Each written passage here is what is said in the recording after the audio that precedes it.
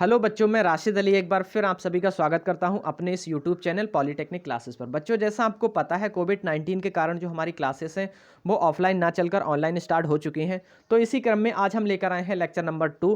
बच्चों, इससे पहले हम एक लेक्चर कवर कर चुके हैं। अगर अभी तक आपने वो लेक्चर नहीं देखा है तो जाकर पहले उसको देखिए, उसके बाद आप इसको अच्छे से समझ पाएंगे। बच्चों, लेक्चर स्टार्ट करने से पहले एक चीज़ और बता दें कि अगर अभी तक आपने चैनल को सब्सक्राइब नहीं किया तो चैनल को सब्सक्राइब कर लीजिए और अपने साथियों के साथ इसको शेयर कर लीजिए, जिससे हम जितने भी फ्यूचर में वीडियो अपलोड करें उसका नोटिफिकेशन बहुत जल्द आप तक पहुंच जाए। बच्चों, एक चीज़ और बता दें कि अगर आप इसका पीडीएफ प्राप्त करना चाह रहे हैं तो हम इस वीडियो के डिस्क्रिप्शन में आपको लिंक प्रोवाइड करा देंगे। आप उस लिंक पर जाकर हमारे टेलीग्राम चैनल को ज्वाइन कर लीजिएगा और सारी पीडीएफ आप प्राप्त कर लीजिएगा। बच्चों, अगर हम बात करें कि इस लेक्चर की, तो इस लेक्चर को स्टार्ट करने से पहले एक चीज़ बता दें कि मैं जो इससे पहला प्रीवियस लेक्चर मैंने पढ़ाया था तो उसमें हमने एक न्यूमेरिकल दिया था जिसका आंसर मैंने बच्चों को बोला था कि अपने नाम, रोल नंबर और ब्रांच के साथ आपको कमेंट बॉक्स में देना है। तो बहुत सारे बच्चों ने उसका आंसर दिया है और राइट आंसर दिया है। उसका आंसर जो था वो था 5 एम्पियर। तो चलिए स्टार्ट करते हैं आज का सेशन। और बच्चों, इस लेक्चर के अंत में भी मैं कुछ न्यूमेरिकल प्रोवाइड कराऊंगा आपको, उसका भी आंसर आपको कमेंट बॉक्स में देना होगा अपने रोल नंबर, नाम और ब्रांच के साथ। तो चलिए स्टार्ट करते हैं आज का सेशन। वाले कॉन्सेप्ट कि हमारा जो इलेक्ट्रोमोटिव फोर्स है, जो ईएमएफ है, वो क्या है। तो चलिए देखते हैं हम ईएमएफ किसको बोल रहे हैं, ईएमएफ या फिर ईएमएफ हमारा है क्या। तो अगर हम ईएमएफ की बच्चों बात करें कि ईएमएफ हमने किसको बोल दिया, तो मान लीजिए बच्चों कि ये हमारा एक कंडक्टिंग वायर है या फिर कोई मटेरियल है, कंडक्टर है। अब आपको पता है बच्चों की जो चालक होता है, जो कंडक्टर है, उसके अंदर फ्री ऑफ इलेक्ट्रॉन मौजूद होते हैं। इससे पहले वाले कॉन्सेप्ट में हम पढ़ चुके हैं, इससे प्रीवियस लेक्चर में हम देख चुके हैं कि इलेक्ट्रॉन कहाँ कहाँ मौजूद हैं। ठीक, तो वो प्रीवियस लेक्चर में आप पढ़ लीजिएगा। अगर हम बात करें कंडक्टिंग वायर की, तो कंडक्टर के अंदर आपको पता है कि इलेक्ट्रॉन मौजूद होते हैं। अब जब इलेक्ट्रॉन मौजूद है और आप इलेक्ट्रॉन को अगर आप मूवमेंट करा रहे हो या इलेक्ट्रॉन एक जगह से दूसरी जगह मूव हो रहा है, तो आप कहोगे कि उन इलेक्ट्रॉनों के रिवर्स डायरेक्शन में विद्युत धारा उत्पन्न हो रही है या फिर विद्युत धारा फ्लो हो रही है। अगर इलेक्ट्रॉन की दिशा इस डायरेक्शन में है तो जो हमारी करंट है वो इस डायरेक्शन में फ्लो होगी बच्चों। ठीक, तो अगर बात करें बच्चों कि यहाँ पर एक चीज़ तो आपने देख ली कि जो हमारे इलेक्ट्रॉन है वो एक जगह से दूसरी जगह मूव कर रहे हैं, तो आपने बोल दिया चार्ज एक जगह से दूसरी जगह मूव हो रहा है या फिर rate of flow of charge हो रहा है यहाँ पर, और rate of flow of charge को ही आपने बोल दिया करंट। पर जो इलेक्ट्रॉन है बच्चों, उनको कौन एक जगह से दूसरी जगह मूव करने के लिए प्रेशर दे रहा है, प्रेशर कर रहा है, क्रिएट कर रहा है या फिर उनको विवश कर रहा है। तो अगर हम बात करें जो हमारे इलेक्ट्रॉन है, तो इलेक्ट्रॉनों को जो प्रेशर क्रिएट कर रहा है, उसी बल को, जो भी बल ऐसा है जो इलेक्ट्रॉन को एक जगह से दूसरी जगह मूव होने के लिए प्रेशर क्रिएट कर रहा है, उसको विवश कर रहा है, तो उसी फोर्स को हमने बोल दिया इलेक्ट्रोमोटिव फोर्स। तो चलिए इसकी डेफिनेशन से आप समझते हैं बच्चों। ये डेफिनेशन की अगर बात करें तो डेफिनेशन में क्या है, देखिए यहाँ पर विद्युत वाहक बल वह बल है जो किसी परिपथ में इलेक्ट्रॉनों को गति प्रदान करता है। बिल्कुल सही बात है। यहाँ पर जैसे मैंने आपको बताया बच्चों कि अगर हम इस कंडक्टर की वायर कर बात करें तो इसमें जो इलेक्ट्रॉनों को मूव करने, गति करने के लिए ऊर्जा दे रहा है या फिर जो उन पर प्रेशर लगा रहा है, तो उसी को आपने बोल दिया इलेक्ट्रोमोटिव फोर्स। ठीक, नेक्स्ट पॉइंट की बात करें बच्चों कि इलेक्ट्रोमोटिव फोर्स को आप ई से रिप्रेजेंट करोगे, डिनोट करोगे, और उसका जो मात्रक है वो वोल्ट होता है बच्चों। ठीक, नेक्स्ट पॉइंट की थर्ड की बात करें बच्चों, तो थर्ड पॉइंट है आपका किसी विद्युत सेल या जनरेटर का विद्युत वाहक बल ऊर्जा का वह स्रोत है जो एक कुलाम आवेश प्रवाह से प्राप्त होता है, विद्युत वाहक बल कहलाता है बच्चों।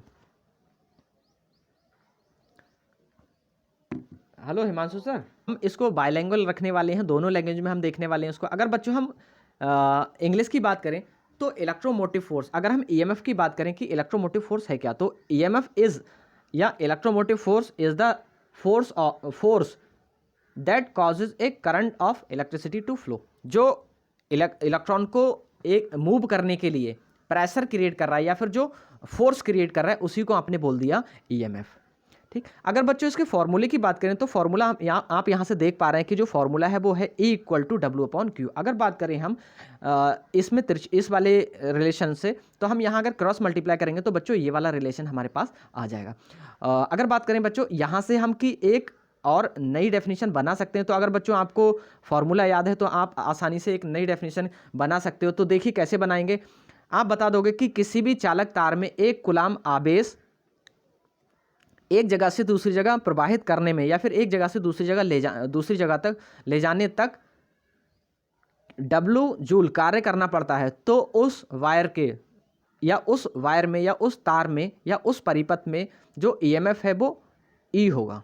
ठीक, तो ऐसे आप इसकी डेफिनेशन भी बना सकते हैं बच्चों। अगर बात करें इसके मात्रक की बच्चों, तो अगर हम यहाँ से इसका ड्राइव करें, अगर हम इसका जो मात्रक है उसको ड्राइव करें यहाँ से, तो आप बता दोगे जूल प्रति कूलम। और अगर हम बोलें सिंपल जो इसका मात्रक होता है वो होता है वोल्ट। दोनों ही इसके मात्रक ठीक है बच्चों। ठीक बच्चों, अगर हम इसके रिलेशन की बात करें, नीचे देखें यहाँ पर सेकंड इसके पॉइंट देखें, तो बच्चों अगर हम पॉइंट की बात करें, देखिए यहाँ पर अगर मान लीजिए इस वाले में हम Q की वैल्यू 1 पुट कर दें, इस वाले में यहाँ पर बच्चों अगर हम Q की वैल्यू 1 पुट कर दें, कहने का मतलब ये है एक कुलाम आवेश को मान लें, Q बराबर 1 कुलाम मान लें, तो जो हमारा EMF है वो हमारी जितना किया गया कार्य है उसके इक्वल हो जाएगा बच्चों।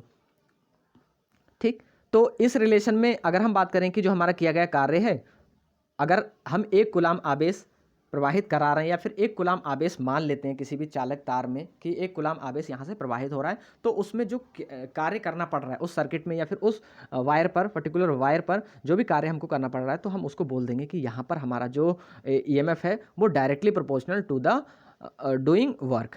ठीक, अगर नेक्स्ट की बात करें बच्चों, नोट्स यहाँ पर देख लीजिए, ये इंपॉर्टेंट लाइन है आपकी नोट। इस प्रकार कह सकते हैं, किस प्रकार कह सकते हैं बच्चों, इस प्रकार जो सेकंड वाला है ना E इक्वल टू W, इस प्रकार कह सकते हैं कि विद्युत वाहक बल का मैग्नीट्यूड ऊर्जा के बराबर होता है। जो अभी मैंने बताया कि अगर हम विद्युत वाहक बल की बात करेंगे तो वो ऊर्जा के बराबर हो जाएगा। जैसे इससे पहले वाले में आपने देखा कि E बराबर W हो गया, अगर Q की वैल्यू 1 पुट कर दी या फिर Q आपने 1 मान लिया, तो यही बोलना चाह रहा है कि आपका जो विद्युत वाहक बल है उसका मैग्नीट्यूड ऊर्जा के बराबर हो जाएगा बच्चों। ठीक, तो चलिए नेक्स्ट देखते हैं, नेक्स्ट क्या है बच्चों। अगर नेक्स्ट की बात करें तो नेक्स्ट है आपका पोटेंशियल। अगर हम पोटेंशियल की बात करें बच्चों, तो पोटेंशियल एक छोटा सा कॉन्सेप्ट है, इसको भी देख लीजिए। अगर हम पोटेंशियल की बात करें तो पोटेंशियल है आपका इकाई आवेश को अनंत से किसी बिंदु तक लाने में किए गए कार्य को उस बिंदु का विभव या पोटेंशियल कहते हैं बच्चों। कितना आसान है, बहुत सिंपल है बच्चों। अगर हम पोटेंशियल की बात करें तो पोटेंशियल आपका हो जाएगा पोटेंशियल इक्वल टू, लिख लीजिएगा बच्चों ये, और नोट्स बच्चों प्रॉपर नोट्स बना लीजिएगा। ये आप जब भी इसको पढ़ें तो ऐसे नहीं पढ़ना है, आपको कॉपी पेपर लेकर पढ़ना है और सारे नोट्स आपको प्रिपेयर करना है बच्चों। अगर हम पोटेंशियल की बात करें तो P बराबर होगा W अपॉन Q बच्चों। ठीक, तो यहाँ पर जैसे बोल रहा है कि एक बिंदु इकाई आवेश को अनंत से किसी बिंदु तक लाने में किए गए कार्य, मतलब जो हमारा यहाँ Q है, Q इकाई आवेश मान लिया और हमने मान लिया कि ये अनंत पर कहीं अनंत पर उपस्थित है, तो अनंत पर ये स्थित है। अनंत से हमने क्या किया, इसको पर्टिकुलर किसी पॉइंट पर लिया, इस पॉइंट पर लेकर आए मान लीजिए सपोज, तो यहाँ से और यहाँ तक लाने में जो भी कार्य करना पड़ता है उसी कार्य को आपने बोल दिया अपना पोटेंशियल। तो जैसा इसकी डेफिनेशन में आप देख पा रहे हैं कि इकाई आवेश को अनंत से किसी बिंदु तक लाने में किए गए कार्य को उस बिंदु का विभव कहते हैं। ठीक बच्चों, इसका भी मात्रक आपका इसका भी जो मात्रक है वो आपका वोल्ट ही होने वाला है। अगर नेक्स्ट की बात करें बच्चों विभवांतर, तो देखिए विभवांतर को हम कैसे डिफाइन करेंगे बच्चों। जो हमारा विभव है उसी से रिलेटेड है विभवांतर। विभवांतर का मतलब है विभव के अंतर। अब यहाँ आपने पढ़ा विभव क्या था, किसी एक पर्टिकुलर पॉइंट चार्ज को एक पर्टिकुलर इनफाइनाइट से एक पर्टिकुलर पॉइंट पर लाने में जितना भी कार्य आपको करना पड़ रहा है उसको आपने बोल दिया विभव। अब विभवांतर हम देखें कैसे। अगर हम विभवांतर की बात करें बच्चों तो विभव के बीच जो भी अंतर आता है उसको आपने बोल दिया विभवांतर। जैसे मैं अगर आपको समझाऊं, यहाँ पर देखिए बच्चों कि मैंने माना ये हमारा एक कंडक्टिंग वायर है, इस वायर के ये आपका तार है बच्चों, कोई ये वायर है आपका, इस वायर का 2 टर्मिनल है बच्चों, इस वायर के एक टर्मिनल ये है बच्चों और एक टर्मिनल ये है। अगर हम विभव की बात करें बच्चों तो विभव होगा हमारा इस वाले पॉइंट का यहाँ पर कितना वोल्टेज उपस्थित है उसको हमने बोल दिया विभव। बच्चों इस पॉइंट पर भी कुछ ना कुछ विभव होगा, वोल्टेज उत्पन्न होगा अगर आप इसको अर्थ से काउंट करेंगे। ठीक, अगर इस वाले पॉइंट की बात करें तो इस पॉइंट पर भी कुछ विभव होगा बच्चों। तो यहाँ पर हमने मान लिया B है सपोज, तो बच्चों जो ये वाले पॉइंट हैं एंड है इसको तो आपने विभव बोल दिया। और अगर हम विभवांतर की बात करें बच्चों तो इन दोनों के बीच का डिफरेंस, इन दोनों के बीच के डिफरेंस को आपने क्या कह दिया बच्चों, पोटेंशियल डिफरेंस या विभवांतर। ठीक, तो यही कहा गया बच्चों। देख लीजिए यहाँ पहले अगर हम फर्स्ट की बात करें, फर्स्ट पॉइंट में जब किसी चालक में से विद्युत धारा प्रवाहित होती है तो उसके दोनों सिरों के विभव में अंतर पैदा हो जाता, मतलब कहने का मतलब ये कि उसके दोनों जो सिरे हैं, जैसे अभी मैंने आपको बताया कि एक सिरा ये है एक सिरा ये है, जब इसमें विद्युत धारा प्रवाहित होगी तो यहाँ पर और यहाँ पर पोटेंशियल बनना शुरू हो जाएगा। तो जो यहाँ पर विभव बन रहा है तो उन दोनों के बीच का जो भी अंतर उत्पन्न हो रहा है उसको आपने बोल दिया विभवांतर। बच्चों एक चीज़ और बता दूं, एक छोटा सा यहीं पर बहुत ट्विस्ट है इसी में कि जो बीच में कम हो रहा है, अब आप कहोगे कि यहाँ पर कम कैसे हो गया। मान लीजिए आपने क्या किया, यहाँ पर 5 वोल्ट का बैटरी यहाँ यूज़ कर ली, या फिर 5 वोल्ट की बैटरी यहाँ पर यूज़ करी।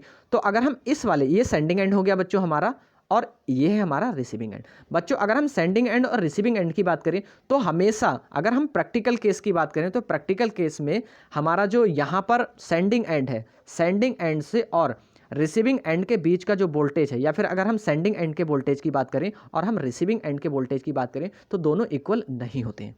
ये आइडियल केस है कि अगर हम 5 वोल्ट यहाँ से प्रोवाइड करा रहे हैं तो यहाँ भी हमको 5 वोल्ट ही मिलेगा, पर प्रैक्टिकल केस में ऐसा नहीं होता बच्चों। बीच में बहुत सारे ड्रॉप हो जाते हैं, यहाँ पर बहुत सारे यहाँ लॉसेस हो जाते हैं, जिसके कारण यहाँ पर वोल्टेज पूरा नहीं मिल पाता है। ठीक, तो इसी कारण बीच में जो अंतर उत्पन्न हो रहा है उसी अंतर को, मान लीजिए यहाँ पर हमने 5 वोल्ट प्रोवाइड कराया, सेंड किया, और यहाँ पर हमको मिल रहा है 4.5 या फिर 4 वोल्ट, तो इसके बीच का जो अंतर 1 है उसी को आपने बोल दिया पोटेंशियल डिफरेंस। ठीक, नेक्स्ट पॉइंट की बात करें बच्चों, इसी विभव के अंतर को विभवांतर कहते हैं। बिल्कुल सही बात है, नीचे लिख भी दिया है कि इसी विभव के अंतर को विभवांतर कहते हैं। बच्चों इसे बी से प्रदर्शित करते हैं तथा इसका मात्रक वोल्ट होता है। ठीक, अगर इसके फॉर्मूले की बात करें बच्चों तो फॉर्मूला होगा आपका V equal to VA minus VB, मतलब सेंडिंग एंड का वोल्टेज माइनस रिसीविंग एंड का वोल्टेज। बच्चों इसी को हम वोल्टेज रेगुलेशन भी बोलते हैं। तो ये तो खैर आगे का बहुत आगे का कॉन्सेप्ट है,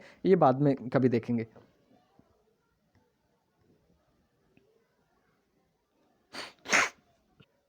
बच्चों अगर इंग्लिश की बात करें तो इंग्लिश में अगर हम इसको डिफाइन करें, it can be define as the difference in voltage across 2 terminals when electric current flows through a conductor. जब विद्युत धारा कंडक्टर से फ्लो हो रही होगी उस समय उन दोनों के जो टर्मिनल हैं, उन दोनों जो वायर है उसके दोनों टर्मिनल के बीच का जो पोटेंशियल डिफरेंस है, जो वोल्टेज में अंतर है, उसी अंतर को आपने बोल दिया विभवांतर या पोटेंशियल डिफरेंस। ठीक, तो चलिए यहाँ आपको समझा देते हैं चित्र के माध्यम से। बच्चों ये देख लीजिए, यहाँ पर हम चित्र के माध्यम से देख रहे हैं। यहाँ पर तो देखिए, यहाँ पर आपने क्या किया, ये आपका जो एंड है वो सेंडिंग एंड हो गया, ये आपका रिसीविंग एंड हो गया, ये है आपका कंडक्टिंग वायर या कंडक्टर।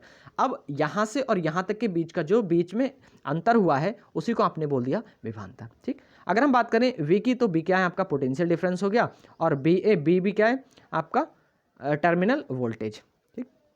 बच्चों इसके बाद अगर हम बात करें कि 1 वोल्ट की जो परिभाषा है, या 1 वोल्ट आप कैसे बताओगे कि 1 वोल्ट है, तो बच्चों अगर 1 वोल्ट की बात करें तो 1 वोल्ट की परिभाषा कभी कभार पूछ ली जाती है। तो देखते हैं 1 वोल्ट की परिभाषा होती क्या है।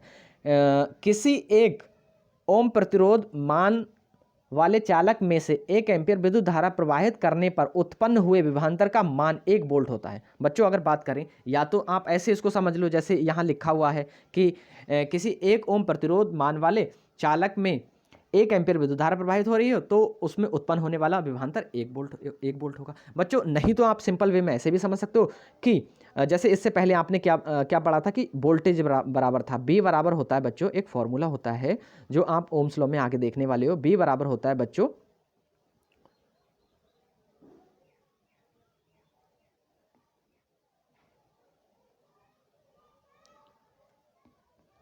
IR। ठीक, तो बच्चों अगर B बराबर IR की बात कहें तो B बराबर IR होता है। यहाँ पर अब देख लीजिएगा, अगर हम 1 वोल्ट की विभवांतर 1 वोल्ट की परिभाषा की बात करें बच्चों, तो 1 वोल्ट परिभाषा का मतलब ये है, अगर हमारा जो वायर है उसमें, यदि आप इसको ऐसे भी बना सकते हो कि यदि चालक तार में 1 एम्पीयर की विद्युत धारा प्रवाहित करने पर, या उस चालक तार में 1 ओम प्रतिरोध है, तो उस चालक तार का जो विभव है या जो वोल्टेज है वो 1 वोल्ट होगा। या तो ऐसे बोल सकते हैं, या आप ऐसे बोल सकते हैं कि 1 ओम प्रतिरोध वाले तार में 1 एम्पीयर विद्युत धारा प्रवाहित करने पर उसमें 1 वोल्ट विभवांतर उत्पन्न होगा।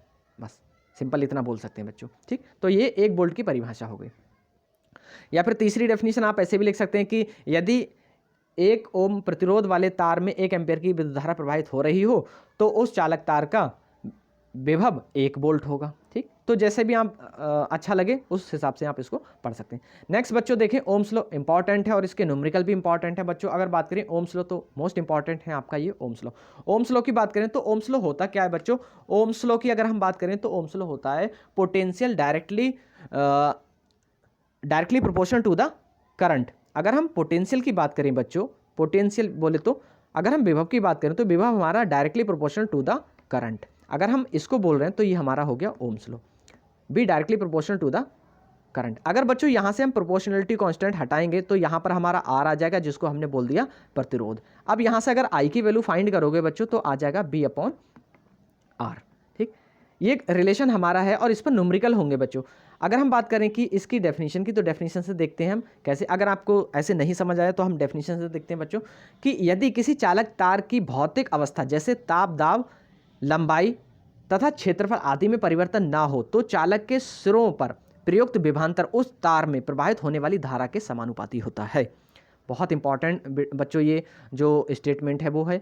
अगर हम बात करें ओम्स की, तो ओम्स का मतलब, ओम्स लॉ की अगर हम बात करें तो ओम्स लॉ का कहने का मतलब ये है कि अगर हम जो हमारा चालक तार है, वायर है, जो हमारा कंडक्टर है, उस कंडक्टर की भौतिक अवस्था, भौतिक अवस्था कैसी है? भौतिक का मतलब है बच्चों उसका टेम्परेचर, उसका दाब, उस पर दाब कितना लगा रहे हैं, या उसकी लंबाई हो गई, उसका क्षेत्रफल हो गया बच्चों, जो उसके फिजिकली गुण हैं, जो उसकी फिजिकली प्रॉपर्टीज़ हैं, अगर उसमें हम किसी भी प्रकार का परिवर्तन ना करें तब। मान लीजिए बच्चों अगर हम इस वायर की बात करें तो मान लीजिए इसका आर है प्रतिरोध, और अगर इसको आप काट दोगे, थोड़ा लंबाई इसकी कम कर दोगे, तो आर ना रहकर आर से कुछ कम हो जाएगा बच्चों। ठीक, तो इस केसेस में जो हमारा ओम्स लॉ है वो एप्लीकेबल नहीं होगा। तो यहाँ पर अगर हम बात करें कि यदि किसी चालक तार की भौतिक अवस्था जैसे ताप, दाब, लंबाई तथा क्षेत्रफल आदि में परिवर्तन ना हो तो चालक के सिरों पर प्रयुक्त विभवांतर उस चालक तार में प्रवाहित होने वाली धारा के समानुपाती होता है। इसी को ओम्स का नियम कहते हैं बच्चों। ठीक, अगर हम इसकी अगर फॉर्मूले जो हमारा सर्किट डायग्राम है उसके थ्रू समझें तो यहाँ पर देखिए बच्चों, ये हमारा रजिस्टेंस है, प्रतिरोध हो गया हमारा, ये हमारा करंट है और ये हमारा विभवांतर हो गया। हमने क्या कहा बच्चों यहाँ पर कि जो हमारा पोटेंशियल डिफरेंस है वो हमारी करंट के डायरेक्टली प्रोपोर्शनल है। किस केसेस में? जब हम उसकी जो फिजिकल प्रॉपर्टीज़ है उसमें कोई चेंजिंग नहीं कर रहे हैं। कहने का मतलब ये है जब हम उसके ताप, दाब, क्षेत्रफल, लंबाई में कोई परिवर्तन नहीं कर रहे हैं तो जो उसके उसमें हमने पोटेंशियल प्रोवाइड कराया है, जो हमने उस पर विभवांतर दिया है, वो विभवांतर उसमें प्रवाहित होने वाली विद्युत के समानुपाती हो जाएगा। अब अगर ये समानुपाती का चिन्ह हटेगा बच्चों तो यहाँ पर एक आपको प्रोपोर्शनैलिटी कांस्टेंट आ जाएगा, जिसको आपने बोल दिया आर। ठीक, अगर हम आर की बात करें बच्चों तो इस केसेस में क्या होगा कि अगर हम आर की वैल्यू निकालना चाह रहे हैं तो बी अपॉन आई हो जाएगा। अगर हम आर की वैल्यू निकालना चाह रहे हैं बच्चों तो बी अपॉन आई हो जाएगा, और आर जो है वो हमारा नियतांक है। तो अगर हम ओम्स लॉ की बात करें, ऐसे पैरामीटर जो इस नियम को फॉलो करते हैं, कहने का मतलब ये कांस्टेंट रहना चाहिए, ये जो है रेशियो ये कांस्टेंट होना चाहिए, तो हम बोल देंगे कि हाँ यहाँ पर हमारा जो ओम्स लॉ है वो एप्लीकेबल है, अप्लाई हो रहा है बच्चों। ठीक, अगर हम बात करें बच्चों बी जो इसके ड्राइव्ड फार्मूलेज हैं, अभी जैसे आपको मैंने बताया कि जब आप इसको कहोगे या फिर उसको ड्राइव करोगे तो वहाँ पर जो बी प्रोपोर्शनलिटी कांस्टेंट लगा था आर, तो आर की वैल्यू निकालोगे तो इतना आ जाएगा, और जो आर है उसी को आपने बोल दिया कांस्टेंट। अगर हम इसका रिप्रेजेंटेशन करें, ग्राफिकली रिप्रेजेंटेशन करें बच्चों, तो देखिए यहाँ पर अगर हमने बात कही इस वाले एक्सेस की तो यहाँ पर हमने वोल्टेज ले लिया, और इस एक्सेस की बात करें तो यहाँ पर हमने करंट को डिनोट करा लिया बच्चों। अगर इस वाले की बात करें तो ये हमारा वोल्टेज है, इसकी बात करें तो ये हमारा करंट है। अब अभी मैंने आपको बताया कि जो हमारा बी अपॉन आई है वो कांस्टेंट होना चाहिए। क्या होना चाहिए? कांस्टेंट होना चाहिए बच्चों। यहाँ पर आप देख पा रहे हैं कि जितना करंट बढ़ रहा है उतना ही वोल्टेज बढ़ रहा है। तो यहाँ से आप देख पा रहे हैं कि हमारा जो बी अपॉन आई का जो रेशियो है वो कांस्टेंट है, और इसी केसेस में या फिर इसी रिप्रेजेंटेशन को हमने बोल दिया ओम्स लॉ। अगर हमारा कोई भी सर्किट ऐसा कैरेक्टरिस्टिक्स शो नहीं कर रहा है तो हम बोल देंगे कि वो हमारे ओम्स लॉ को फॉलो नहीं कर रहा है बच्चों। ठीक, तो चलिए देखते हैं यहाँ पर ड्राइव्ड फॉर्मूले क्या क्या हो गए बच्चों। हम इसको तीन तरह से ड्राइव कर सकते हैं इन फॉर्मूलों को। पहला फॉर्मूला हो गया R बराबर बी अपॉन आई, दूसरा हो गया B बराबर आई आर, तीसरा हो गया I बराबर बी अपॉन आर। ये तीनों इसके ड्राइव्ड फॉर्मूले हैं बच्चों। अगर हम बात करें कि यहाँ हमारे R का मतलब क्या है, V का मतलब क्या है, I का मतलब क्या है, तो देख लीजिए यहाँ पर R फॉर प्रतिरोध रेजिस्टेंस, जिसको हम ओम में मेजर करेंगे बच्चों। अगर हम B की बात करें तो विभवांतर हो गया, वोल्टेज में इसको मेजरमेंट करेंगे इसका, और I की बात करें तो विद्युत धारा हो गया, जिसको हम एम्पियर में मापेंगे बच्चों। अगर लिमिटेशंस की बात करें कि लिमिटेशंस कौन कौन सी हैं हमारे जो ओम्स लॉ है बच्चों, लिमिटेशंस से पढ़ने से पहले एक चीज़ मैं बता दूं कि अभी जो आपने कर्व देखा है यहाँ पर, जो ये आप यहाँ देख पा रहे हैं कि जो कर्व हमारा बन रहा है, जो हमारा ग्राफ बन रहा है, तो वो स्ट्रेट लाइन ग्राफ बन रहा है, एक कर्व फॉर्म में बन रही है। यहाँ पर देखिए इसका मतलब क्या था, एक थोड़ा सा और इसको ब्रीफ समझाते हैं आपको थोड़ा सा। ये देखिए यहाँ पर वोल्टेज मान लिया गया था आपने, यहाँ मान लिया आपने करंट, ये है आपका रेजिस्टेंस बच्चों। अगर हम इस वाले केसेस की बात करें तो मान लीजिए यहाँ पर है आपका करंट या विभवांतर मान लीजिए बच्चों, यहाँ विभवांतर मान लीजिए, यहाँ पर आपने मान लिया करंट। तो इसका मतलब क्या है बच्चों, इस चीज़ का मतलब क्या है कि ये स्ट्रेट लाइन क्यों बन रही है। इसका मतलब ये है बच्चों, मान लीजिए अगर इनिशियली जो हमारा वोल्टेज है वो 3 एम्पियर है और या 2 एम्पियर है, इनिशियली जो हमारा वोल्टेज है वो 2 एम्पियर है और इनिशियली जो हमारा करंट है वो 1 एम्पियर है।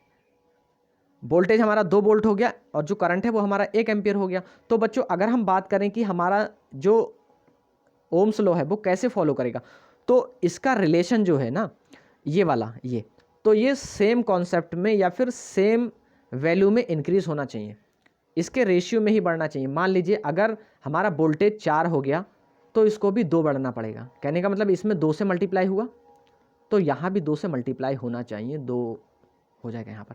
अगर यहाँ पर 6 हुआ बच्चों या 8 हुआ, 4 दूनी 8 हो गया बच्चों, तो यहाँ भी 4 होना चाहिए। कहने का मतलब ये है कि सेम रेशियो में बढ़ना चाहिए। अगर विभवांतर हमारा 4 है इनिशियली और हमारा करंट 2 है, और उसके बाद अगर हम कोई उसमें कुछ भी ऐसा काम करें या फिर कोई वहाँ पर हमने विद्युत धारा प्रवाहित कराई या फिर हमने कोई बाह्य स्रोत से बैटरी लगाई, तो अगर उसका जो वोल्टेज इंक्रीज़ हो रहा है वो 8 हो गया यहाँ पर, तो यहाँ भी 2 से मल्टीप्लाई ही होना चाहिए।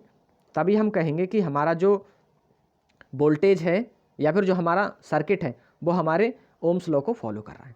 चलिए अब लिमिटेशंस पर देखेंगे। लिमिटेशन पर आप अच्छे से समझ पाएंगे कि लिमिटेशन का मतलब क्या है बच्चों। तो चलिए लिमिटेशन देखते हैं कि हमारी लिमिटेशंस ऑफ ओम्स लॉ है क्या। तो लिमिटेशंस ऑफ ओम्स लॉ का मतलब ये है बच्चों, पहला अगर बात करें तो पहली चीज़ तो यही है, अभी मैंने आपको बताया कि जो हमारा ओम्स लॉ है वो उसमें स्ट्रेट लाइन का ग्राफ बनने वाला है। स्ट्रेट लाइन बोले तो बच्चों बिल्कुल स्लोप होना चाहिए यहाँ पर, इसमें ना तो इधर होना चाहिए ना ही इधर होना चाहिए। अगर ऐसा हुआ तो हम इसको बोलेंगे कि ये हमारे ओम्स लॉ को फॉलो नहीं करने वाला है। तो यहाँ देख लीजिए, अगर हम लिमिटेशन की बात करें तो पहली लिमिटेशन क्या है इसकी, यूनिलेटरल नेटवर्क के लिए ओम्स लॉ लागू नहीं होता है। जैसे डायोड ट्रांजिस्टर, अगर बच्चों डायोड और ट्रांजिस्टर की बात करें तो डायोड और ट्रांजिस्टर जो है वो हमारे यूनिलेटरल नेटवर्क है या फिर यूनिलेटरल एलिमेंट है। इसमें जो करंट का फ्लो है वो एक ही डायरेक्शन में होता है, दूसरी डायरेक्शन में नहीं होता। तो यूनिलेटरल हो गए तो इसका मतलब है यहाँ पर किसी भी प्रकार का आपका जो स्लोप है वो नहीं बन रहा है, यहाँ पर कर्व बन रहा है। और अगर कर्व बनेगा तो कर्व में आपके जो ओम्स लॉ है वो फॉलो नहीं हो रहा। आप देख पा रहे हैं यहाँ पर कि जो हमारा ग्राफ है वो एक कर्व में बन रहा है, जबकि ऐसा नहीं होना चाहिए। हम ओम्स लॉ के अनुसार जो ग्राफ है वो एक स्ट्रेट लाइन में होना चाहिए, एक स्लोप में होना चाहिए। तो इस प्रकार जो यूनिलेटरल जो नेटवर्क है तो उसमें ओम्स लॉ लागू नहीं होता है बच्चों। अगर हम इस वाली कैरेक्टरिस्टिक्स की बात करें तो ये हमारी कैरेक्टरिस्टिक्स बीआई कैरेक्टरिस्टिक्स हमारी किसकी है, डायोड की है। तो देख लीजिए बच्चों, यहाँ पर लिखा हुआ भी है कि डायोड के बीआई अभिलक्षण या कैरेक्टरिस्टिक्स रेखीय नहीं होते हैं तथा ओम्स लॉ को फॉलो नहीं करते हैं। तो ओम्स लॉ यहाँ पर फॉलो नहीं होने वाला है। नेक्स्ट की बात करें बच्चों की, सेकंड जो ओम्स लॉ की लिमिटेशंस है वो है आपकी नॉन लीनियर नेटवर्क में ओम्स लॉ लागू नहीं होता है। नॉन लीनियर का मतलब ये है बच्चों कि उसकी जो करंट है, अभी मैंने जो आपको बताया लीनियर का मतलब क्या था, लीनियर का मतलब ये था अगर करंट की वैल्यू और वोल्टेज की जो वैल्यू है वो इनिशियली, मान लीजिए कि इनिशियली जो करंट है, करंट 2 एम्पियर था इनिशियली और जो वोल्टेज है वो 4 एम्पियर था इनिशियली, 4 वोल्ट था। अगर हम बात करें कि जो हमारा वोल्टेज है वो 2 के रेशियो में बढ़ रहा है या फिर 2 दूनी 2 3 6 हो रहा है यहाँ पर, तो जो हमारा करंट है वो भी 2 के ही रिस्पेक्ट में बढ़ना चाहिए, 2 दूनी 4 होना चाहिए। तभी अगर इस लाइन से बढ़ेगा, एक सेम रेशियो में अगर बढ़ेंगे बच्चों, तभी वो हमारे स्ट्रेट लाइन को फॉलो करेगा, अदरवाइज वो स्ट्रेट लाइन को फॉलो नहीं करेगा। जैसे इस लाइन में आपको दिखाया हुआ है बच्चों कि यहाँ पर क्या है, ये वाला जो ग्राफ है वो स्ट्रेट लाइन को फॉलो नहीं कर रहा है, क्योंकि इसमें जो करंट की वैल्यू है वो देखिए, करंट की वैल्यू एक कुछ समय तक तो बढ़ी, फिर उसके बाद धीरे धीरे धीरे धीरे कम होने लगी और वोल्टेज की वैल्यू बढ़ती हुई चली जा रही है बच्चों। तो इसमें क्या हो रहा है, एक ही क्वांटिटी बढ़ना शुरू हो रही है। तो ये किस केसेस में होता है बच्चों, ये इस केसेस में होता है कि अगर कुछ बहुत सारे ऐसे नेटवर्क होते हैं जहाँ पर हम विद्युत धारा प्रवाहित कराते हैं, तो वहाँ पर उसका जो परिपथ है या फिर जो उसका मटेरियल है वो हीटअप होना शुरू हो जाता है। अगर विद्युत के बात करें, विद्युत धारा के जो इंस्ट्रूमेंट हैं, जो एलिमेंट हैं, जो डिवाइसेस हैं, उनकी बात करें तो सारी डिवाइसेस इस नियम को या इस रूल को फॉलो करती हैं, जो हमारी नॉन ओहमिक एलिमेंट है। तो अगर बात करें इस वाले की, तो ये क्या है हमारा, ये हमारा है हीट लॉ, ऊष्मा का, विद्युत का ऊष्मीय प्रभाव, ठीक है। अगर हम इस वाले नियम की बात करें तो ये हमारा है जूल्स लॉ, और जूल्स लॉ हर जगह पर उत्पन्न होता है, हर जगह पर अप्लाई होता है बच्चों। अगर इस वाले से, इस रिलेशन से आप निकालोगे कि आपने क्या किया, विद्युत धारा प्रवाहित कराई, जितनी ज़्यादा आप विद्युत धारा प्रवाहित करा रहे हो उतना ज़्यादा हीट यहाँ जनरेट हो रहा है बच्चों। अब जितनी ज़्यादा हीट जनरेट होगी, तो हीट जब ज़्यादा जनरेट होगी तो जो वोल्टेज है, सॉरी, जो रजिस्टेंस है उसकी वैल्यू डिक्रीज हो जाएगी। जब रजिस्टेंस की वैल्यू डिक्रीज हो जाएगी बच्चों, तो आप ओम्स लॉ में लगाओ वैल्यू। ओम्स लॉ क्या कहता है, ओम्स लॉ होता है आर की वैल्यू डिक्रीज हो चुकी है, तो जब आर की वैल्यू डिक्रीज हो जाएगी बच्चों तो बी अपॉन आई होगा। तो आपने क्या कहा, जब इसकी वैल्यू डिक्रीज हो गई, सॉरी इंक्रीज हो गई, आर की वैल्यू जब बढ़ गई, तो यहाँ पर करंट की वैल्यू क्या होगी, बहुत कम हो जाएगी। अब जब करंट की वैल्यू कम हो जाएगी, वोल्टेज भी बढ़ना शुरू हो जाएगा। तो जब वोल्टेज बढ़ना शुरू हो जाएगा तो हमको ऐसा अभिलक्षण मिलना शुरू हो जाएगा, ठीक। तो ये थी लिमिटेशन ओम्स लॉ की। बच्चों, आपको सेशन कैसा लगा आप कमेंट बॉक्स में ज़रूर बताइएगा, और अपना नाम के साथ जो मैं कुछ न्यूमेरिकल देने वाला हूँ उसको आपको अपने नाम के साथ विद आंसर आपको शेयर करना है, कमेंट में देना है आपको। बच्चों, 2 न्यूमेरिकल हैं, इसको आपको क्या करना है, इसको सॉल्व करके और कमेंट बॉक्स में देना है इसका आंसर। पहला न्यूमेरिकल क्या है, एक चालक तार में 5 एम्पीयर की धारा बह रही है, यदि तार के सिरों के बीच विभवांतर 220 वोल्ट है तो चालक तार का प्रतिरोध ज्ञात कीजिए। पहले में आर निकालना है बच्चों तुमको। और सेकंड की बात कहें तो सेकंड में है आपका, एक परिपथ का विभवांतर 20 वोल्ट है तथा प्रतिरोध 4 ओम है, तो परिपथ की धारा ज्ञात कीजिए। बच्चों, इसमें करंट निकालना है। पहले वाले में आर की वैल्यू फाइंड करना है, सेकंड वाले में आपको आई की वैल्यू फाइंड करना है। तो ठीक है बच्चों, मिलते हैं अब नए लेक्चर में और नए चैप्टर के साथ, नए टॉपिक के साथ। जब तक के लिए thank you, bye bye, take care.